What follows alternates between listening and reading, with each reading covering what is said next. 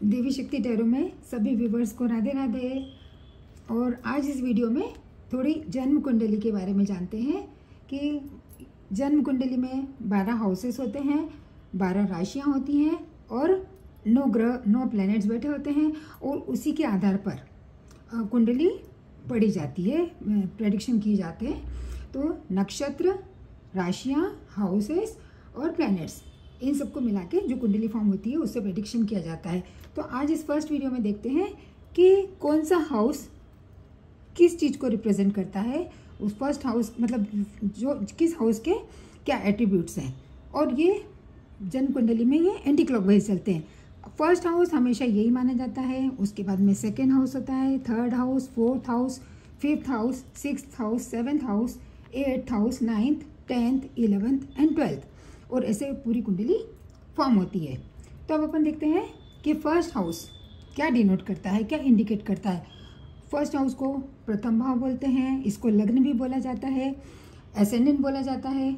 और इसके द्वारा, फर्स्ट हाउस के द्वारा किसी भी नेटिव की या जातक की स्वरूप को, फिजिकल अपीयरेंस को, उसके विवेक को, मस्तिष्क को, उसका ज्ञान होता है उससे। और उसकी उन्नति कब होगी, अवनति कब होगी, उसकी कार्य कुशलता को, उसकी सोच को इस हाउस से देखा जाता है। और ये हाउसेस जो हाउसेस हैं, ये सबकी कुंडली में यही जगह रहेंगे, इनकी प्लेसेस चेंज नहीं होती है।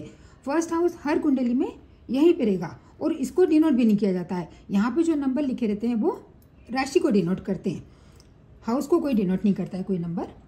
तो अब सेकेंड हाउस को देखते हैं। ये द्वितीय भाव है, ये वेल्थ के लिए होता है, इनकम के लिए होता है, कुटुंब के लिए होता है, परिवार, जो भी मटेरियल सोर्सेस हैं, और वाणी को भी इससे देखा जाता है, इसी भाव से, सेकेंड हाउस से देखा जाता है।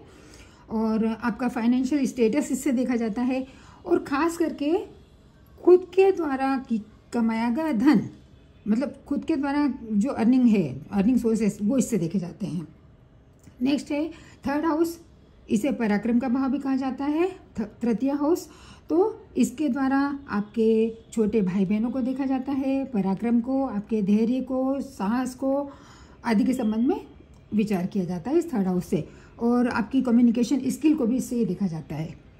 नेक्स्ट आता है फोर्थ हाउस, तो इस भाव से आपका होम देखा जाता है, होम इन्वायरमेंट देखा जाता है, और आपके रूट्स, फैमिली, आपके जो इमोशनल फाउंडेशन है उसको भी इससे देखा जाता है।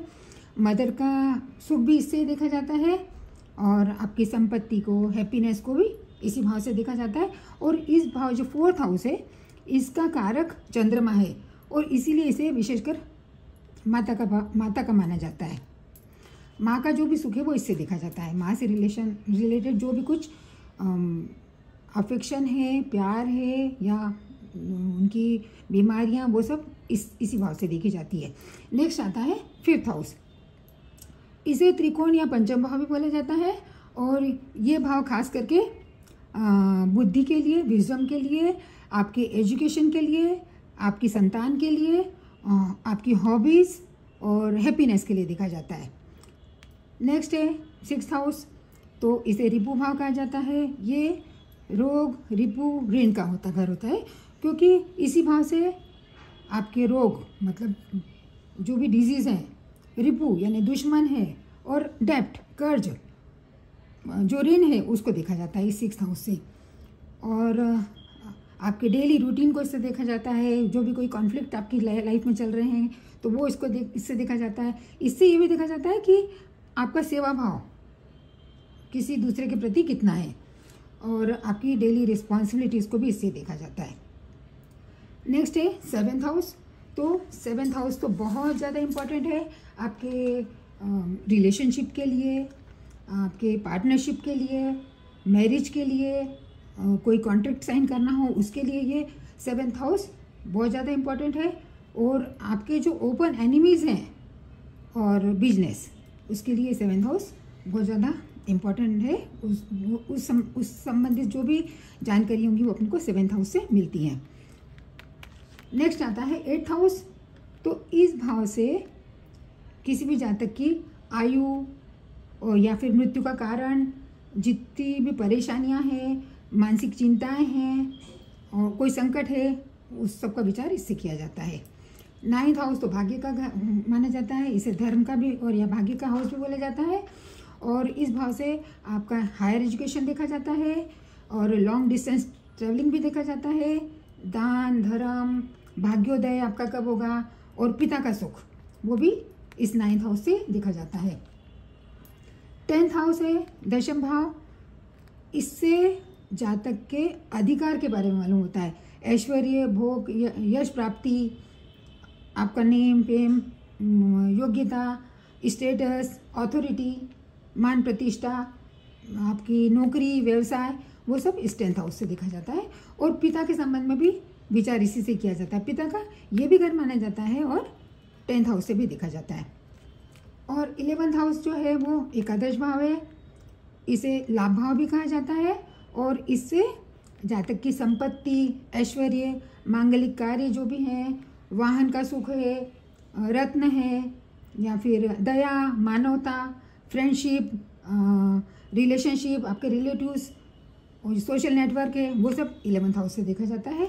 नेक्स्ट है 12th हाउस, तो इस 12th हाउस को व्यय भाव भी कहा जाता है। और इससे जातक की हानि, व्यय, दंड मतलब पनिशमेंट, व्यसन, कोई एडिक्शन है वो, रोग है, दान है और हिडन एनिमीज है, वो सब इससे देखे जाते हैं। और आध्यात्मिकता में बढ़ना मतलब स्पिरिचुअलिटी या आइसोलेशन संबंधित बातें भी इसी 12th हाउस से देखी जाती हैं। और इस प्रकार ये सब 12 हाउसेस के एट्रीब्यूट्स मालूम हो जाते हैं। तो कोई सा भी प्लैनेट कहाँ है तो वो कैसे रिलेट करेगा उससे और कैसे रिजल्ट मालूम होता है, सही सही प्रेडिक्शन अपने को मालूम पड़ता है। तो अब दूसरे वीडियो में अपन राशि संबंधी जानकारी प्राप्त करेंगे और उसके लिए चैनल को सब्सक्राइब करिए और लाइक करिए, शेयर करिए। राधे राधे।